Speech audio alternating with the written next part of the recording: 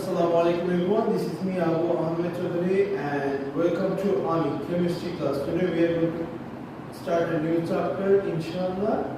So let's not delay anymore and let's begin. So I would request everyone to please give the name and a number of the chapter. Chapter 3.02, the reactions of acid, the reactions of acid. So before knowing the reactions of acid, we need to first know that what is the definition of acid or what is an acid. So the first thing is that acid is a substance that produces H plus ions or H plus aqueous ions, or you can write H plus ions and give AQ in brackets. You can write aqueous hydrogen ions or aqueous H plus ions when dissolved in water.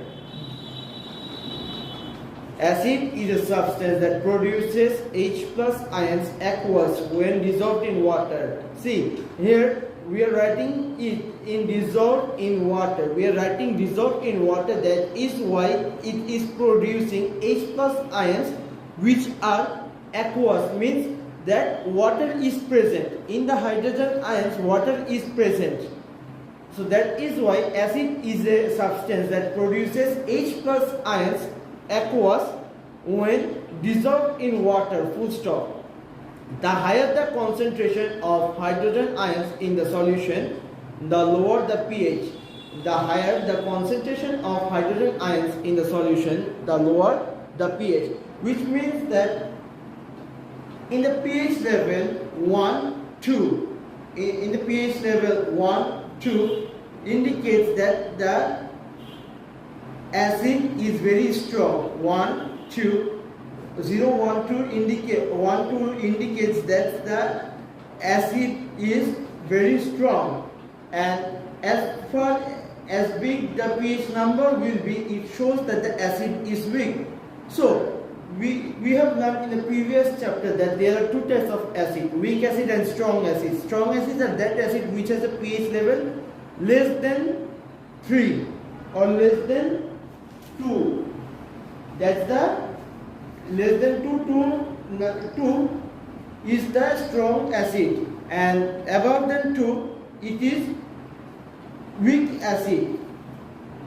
So acid is a substance that produces H plus ions aqueous when dissolved in water. The higher the concentration of hydrogen ions in the solution, the lower the pH. Examples of acid we have seen in the previous chapter are sulfuric acid, nitric acid, hydrochloric acid, which are H2SO4, HNO3, HCl.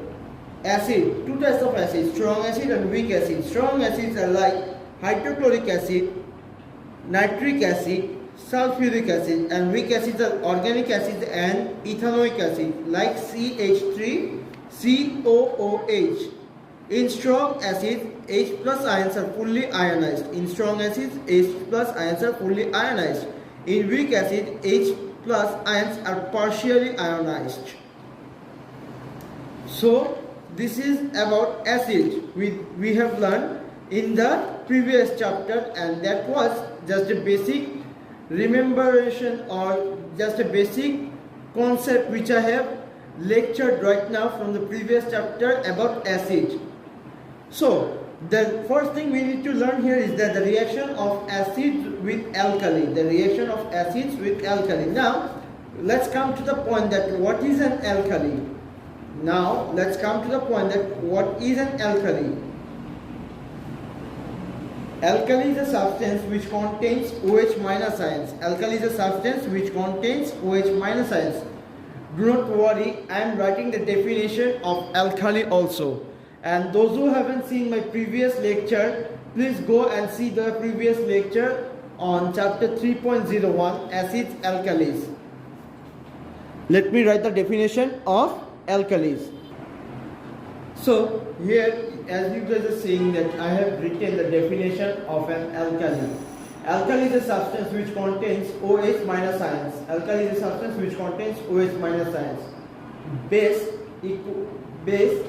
is equals to, do not write equals to, as there is no form to say arrow, base, arrow, metal oxides. I can actually see that, but It sounds a little bit awkward or something like that. So that's why I'm saying equals to, but write the thing which is written on the board as it is. Base equal to base is equals to metal oxides, alkali is equals to metal hydroxide. Base arrow metal oxide, alkali arrow metal hydroxide. Now we need to learn that the reaction of acid with alkali. The reaction of acid with alkali is a neutralization reaction. The reaction of acid with alkali is a neutralization reaction which gives out heat, or we can also say that it is an exothermic reaction. By the meaning of exothermic reaction, we know that exothermic reaction are that type of reaction which gives us heat while reaction. While reacting, they give out heat to the surroundings, or they release energy or heat to the surroundings. This type of reaction is known as exothermic reactions, and the reactions which intakes or which takes energy or heat from the surroundings is known as endothermic reaction. For example, one example of exothermic and endothermic is that exothermic reaction, water to ice. See, whenever we are going to put some water in ice cubes, or whenever we are going to put some water in the ice cubes or in a bowl, and we are going to keep it in the freezer, so the heat of the water is being released. The heat of the water is being released, and it's an exothermic reaction. And whenever we are going to take out that ice and we are going to keep it on the table for not long, for a few minutes or 2 to 3 minutes, then we are going to see that the ice starts melting. It occurs because, or it happens because the ice is taking in heat. The ice is taking in energy from the surroundings.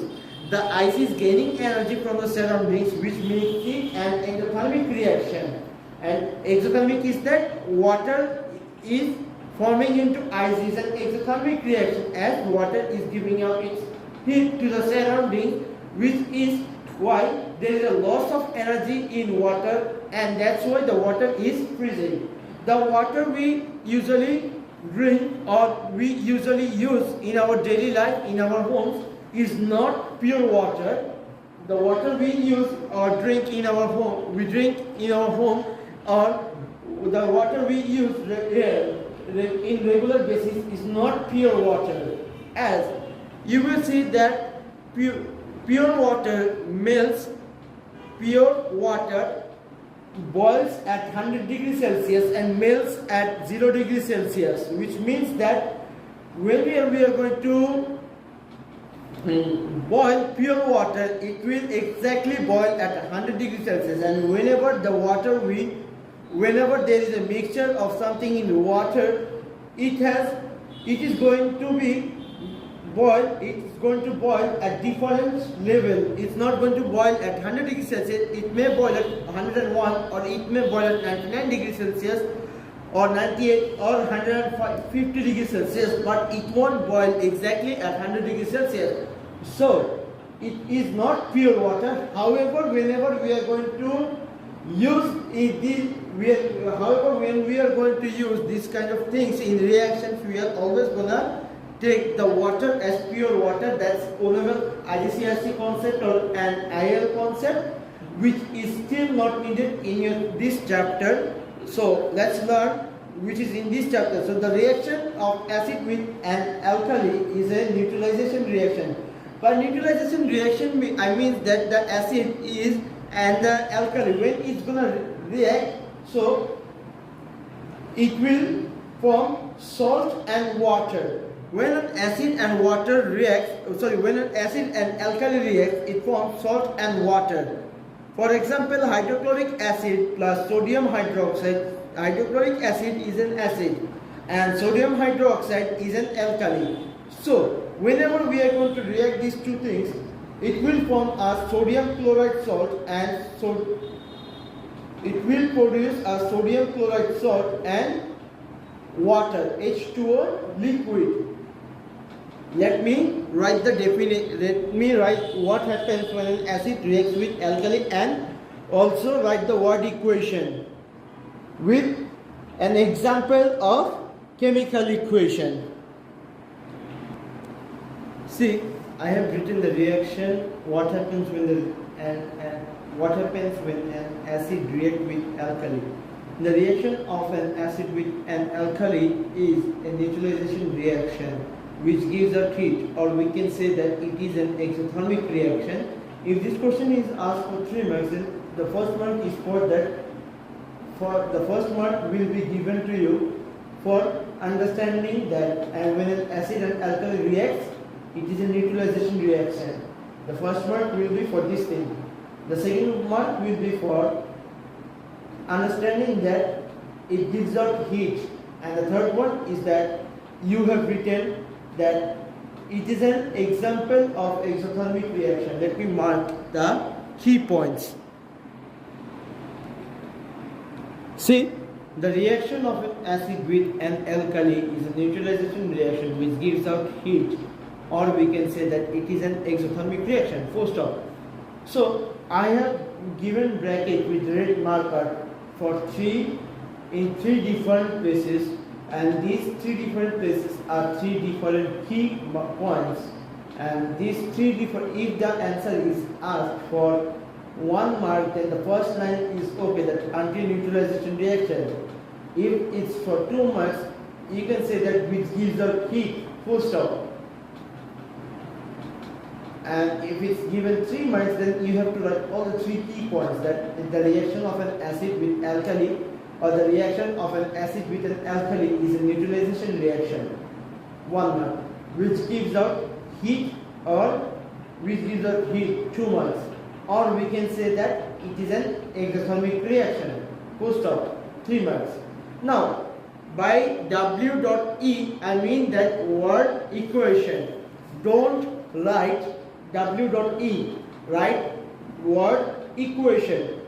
Word equation, which is equals to acid plus alkali gives acid plus alkali gives salt plus water. Acid plus alkali gives salt plus water. Now, by C dot E dot E, I means that chemical equation example. Chemical equation example, H2SO4 aqueous, which means that sulfuric acid. The presence of H2 means that the sulfuric acid contains H2, H plus ions, which means that it contains water. It's not pure, it contains water. It's very hard to find pure acids. It's very hard to find pure acids. So that's why we always use that kind of acids which have water in it. H2SO4 aqueous plus NO N plus NaOH aqueous gives us sodium sulfate aqueous and H2O liquid. Sodium sulfate aqueous and H2O liquid. Please take a SS, or please write it on your note copy. Please write it on your note copy that the reaction of an acid with an alkali is a neutralization reaction which gives out heat, or we can say that it is an exothermic reaction. If you need to mark, you can mark with a pencil, or if you are writing with a pencil, you can mark it with a pen. And if you are writing with pen and you don't have pencil right now, you can use, you can also use for more highlight. You can for more attractiveness, or to attractive, you can write that. You can highlight the key points with a highlighter, or you can mark with a different color pen. Anything. There is no limit of options. You can mark with anything. Anything means anything. Again, I am saying W dot E stands for word equation. Don't write W dot E. Write word equation. And C dot E stands for chemical equation example. Chemical equation example. H2SO4 aqueous, NaOH aqueous gives us sodium sulfate aqueous and H2O liquid. Sodium sulfate is NaSO4 aqueous. AQ means that aqueous means that the water is present in the solution. Aqueous means that the water is present in the solution. And H2O basically means water, so it should be liquid. Water cannot have water present in it, and water still have water present in it, so which makes it aqueous, but it is a liquid. So I don't know what I was saying, but the thing I was saying that water is water, so it should be liquid. Don't think me as a mad person right now. Now let us see that what is a neutralization reaction. A neutralization reaction can be defined as a chemical reaction in which an acid and an alkali quantitatively react together to form a salt and water as products. In a neutralization reaction, there is a combination of H plus ions and OH minus ions which forms water. The main thing which is written here is that a neutralization reaction is one type of chemical reaction where an acid and an alkali is quantitatively, reacts quantitatively. By meaning quantitatively, I mean that the amount is not fixed. For example, 500 grams of acid can be cancelled out by 500 grams of alkali, or it can be less or it can be more. The amount is not fixed. The amount is not fixed. So a small amount of alkali can neutralize the acid, or a large amount of alkali may be needed, or else, yeah, that's the thing, that's the point. That is why it's said quantitatively. And another thing is that for every type of acid, it doesn't mean that you have to use the same amount of alkali. It can be different from one to one acid. And another thing is that in a neutralization reaction, there is a combination of H plus ions and OH minus ions which forms water. So H plus ions and OH minus ions forms a molecule. As we know that hydrogen gives out an electron. If hydrogen has only one electron, so instead of losing it, it just makes a bond with another molecule, and to fulfill its outer shell. So it bonds with OH, and there is a combination of not only one molecule of water is produced, not only two. It may be 1,000, it may be 100, it may be 5, it may be 6, it can be anything. So that's why it is written a combination of H plus and OH minus ions which forms water. Let me write this thing also, so that you guys can understand the chapter better. So here it's written that a neutralization reaction can be defined as a chemical reaction. A neutralization reaction can be defined as a chemical reaction in which an acid and an alkali quantitatively react together to form a salt and water as products.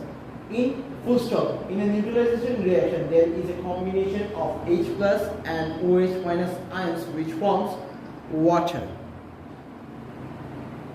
I hope the handwriting is understandable by everyone. Please take a essay of this thing, or please write this on your note copy. And I have already explained this thing. And we have already learned about that what happens when an acid reacts with an alkali. So we are done with a part that what happens when an acid reacts with an alkali. Next we have to learn that what happens when an acid reacts with a metal, and that's going to be and that's going to be a part of next class, inshallah, and that we are going to learn in the next class that what happens when an acid reacts with a metal. So assalamu alaikum everyone, and thank you for being with Ami.